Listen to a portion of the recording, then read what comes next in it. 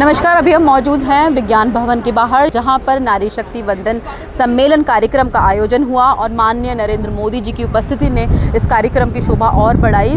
प्रधानमंत्री का एक सपना है कि पंचायत से पार्लियामेंट तक निर्णय में नारी नव भारत की तैयारी करे। अब नारी हर क्षेत्र में आगे बढ़े। ये जो आरक्षण है, नारी को किस तरह से आगे बढ़ाएगा, किस तरह से जो नारी का योगदान है देश को सशक्त बनाने के लिए वो आगे आएगा। विभिन्न कार्य क्षेत्रों से जुड़ी महिलाओं से आज यहाँ पर प्रधानमंत्री ने चर्चा की। देश भर की महिलाओं से प्रधानमंत्री ने यहाँ पर संबोधन किया। हमने भी बातचीत की अलग अलग कार्य क्षेत्र से जुड़ी कुछ महिलाओं को। आइए आपको दिखाते हैं उस बातचीत के प्रमुख अंश। एक वक्त था जब कहा जाता था नारी विपदा हाय तुम्हारी यही कहानी, आंचल में है दूध और आंखों में पानी। फिर वक्त बदला और फिर कहा गया कि नारी तुम केवल श्रद्धा हो, पीयूष स्रोत सी बहा करो जीवन के सुंदर समदल में। लेकिन आज नारियां कहती हैं पगडंडी नहीं मैं चंडी हूँ। यानी वक्त के धरातल पे जैसा वक्त आता है महिलाएं वैसा ही रूप बदल देती हैं। प्रेरणा संगठन हमारा एक छोटा सा एनजीओ है जिसमें मैं स्वयं लागत से ये नारी सशक्तिकरण का आयोजन पूरे इंडिया में करते रही हूँ।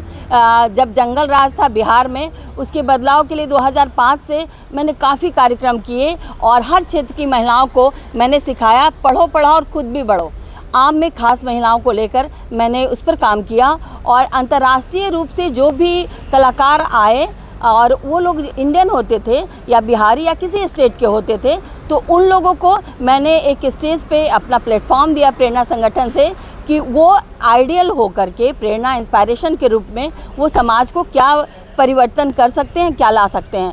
जो हमारी दिली इच्छा थी, जो हमारी कामना थी, आज नारी शक्ति वंदन सम्मेलन जो हुआ उसमें वो दिखने को मिला। बहुत अच्छा इवेंट था एंड एक्चुअली में लॉ भी बहुत ज़्यादा अच्छा है रिजर्वेशन का, वो 33%, क्योंकि इससे उन सारी महिलाओं को चांस मिलेगा जिनको अदरवाइज़ ना मिलता। एंड ये सिर्फ एक फर्स्ट स्टेप है, आगे बहुत ज़्यादा progress of women empowerment is way more to go. आप क्या कहना चाहती हैं? हाय, मेरा नाम गुनिका है। देखती हैं कि ये जो आरक्षण है जो मिलने वाला है नारी शक्ति को, किस तरह से महिलाएं आगे आएंगी और जो यंग जो जनरेशन है वो आगे आएगी? आई think it is a very good step because आज इतने सारी महिलाओं को इस जगह पे देख के एक साथ, मुझे ऐसा कभी लगा नहीं था कि हम ऐसा कभी देख भी सकते हैं, बट आई थिंक आज सबको साथ में देख के मेरे को बहुत अच्छा लगा एंड लगा कि हाँ, ऐसा नहीं है कि इवन लेडीज़ बिलीव कि वो सब कुछ कर सकती हैं एंड वो करती भी हैं and they want to do it and I think it is a very good step for them to give a platform. आज हम नारी शक्ति वंदन सम्मेलन में आए हैं क्योंकि संकल्प से सिद्धि तक का ये सफ़र हमारे माननीय प्रधानमंत्री श्री नरेंद्र मोदी जी ने बखूबी निभाया है। उन्होंने जो वादे हमने और हमारी बहनों के साथ करे थे उन्हें वो धरातल पर ला चुके हैं।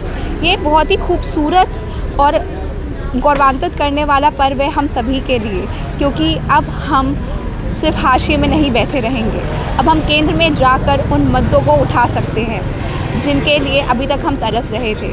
नारी शक्ति अधिनियम के लिए मैं मोदी जी का तहे दिल से शुक्रिया अदा करना चाहूँगी, क्योंकि किसी महिला ने इतना नहीं सोचा महिलाओं के बारे में जितना हमारे प्रधानमंत्री मोदी जी ने सोचा। उन्होंने खाली वुमेन डेवलपमेंट की बात नहीं की, वुमेन लेड डेवलपमेंट का जो उनका विज़न है बहुत सराहनीय है और ये हमारे देश को आई थिंक विश्व स्तर पे बहुत ऊंचा लेके जाएगा। बिकॉज़ एक औरत ही है, एक नारी है जो पहले अपना घर चलाती थी और अब सरहद पे भी है। नारी को उन्होंने क्या क्या रोल नहीं दिए और नारी उसको बहुत बखूबी निभा रही है। सो मोदी जी का विज़न आज हमने जो इस सम्मेलन में सुना, उन्होंने महिलाओं के लिए कितना कुछ किया और उनका ये कहना कि मैं गृहस्थ नहीं हूँ मगर मुझे औरतों की हर तकलीफ़ मालूम है। तो ऐसे बहुत चंद ही आदमी होते हैं, ऐसे बहुत चंद ही लोग होते हैं, बट मैं समझती हूँ कि अगर औरतों को सांसद में, पार्लियामेंट में, विधानसभा में स्थान मिलेगा और वो निर्णय ले सकेंगी तो एक औरत का दुख दर्द ज़्यादा जान सकती है, समझ सकती है। तो औरतों की पोजीशन बहुत सुधरने वाली है। A big thank you to Modi ji. Bharat के अलग अलग कोनों से बेटियां, बहुएं, माताएं, एंटरप्रेन्योर्स एंड चेंज मेकर्स आए थे और एक बहुत बड़ी बात है कि भारत के परम सेवक, परम प्राइम मिनिस्टर जी ने ये इनिशिएटिव लिया है। बहुत जनरेशन्स, एक्चुअली ये एक्ट 2004 से, if I am not wrong, और may be even before that ये इनिशिएटिव शुरू हुआ था, बट फाइनली अब 16 तारीख को hopefully by God's grace and by the consensus of all the other fellow Indians this will finally happen. तो एक बहुत बड़ी बात है, क्योंकि एक घर एक औरत के बगैर अधूरा है। तो जो सबसे बड़ा डेमोक्रेटिक घर है इस देश का, उसमें विमेन कम क्यों हो। तो ये बहुत बड़ा इनिशिएटिव है, बहुत बढ़िया इनिशिएटिव है। और बेटी बचाओ से बेटी पढ़ाओ से बेटी अब बढ़ रही हैं, तो बेटी बढ़ाओ अभियान में ये बहुत बड़ा कदम है। कार्यक्रम पंचायत से पार्लियामेंट तक निर्णय में नारी को नव भारत की तैयारी में किस तरह से नारी का जो योगदान है उस पर यहाँ पर चर्चा हुई। विभिन्न कार्य क्षेत्रों से जुड़ी महिलाओं को प्रधानमंत्री ने संबोधित किया।